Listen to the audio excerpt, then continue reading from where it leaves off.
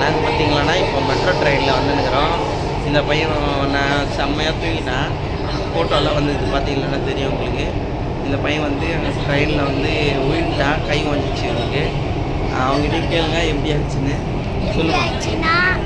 பின்னாடியே போய் சவுண்டா எப்படி எப்படி நான் பின்னாடியே போய் நிறும்போது விழுந்தேன். விழுந்த நாள்லாம் ஆச்சு. கை காட்டு, இந்த இடத்த காட்டு காட்டு.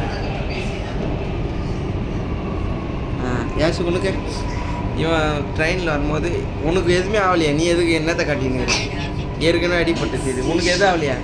நீ ஏன் பல்லு ப்ரெஷ் பண்ண மாட்டேற? ஏன் ப்ரெஷ் பண்ண மாட்டேற? இல்லை பல்லு கட்ட சந்தேகமாக இருக்கு உங்களுக்கு. கட்ட அங்கே காட்ட அல்லு கட்ட.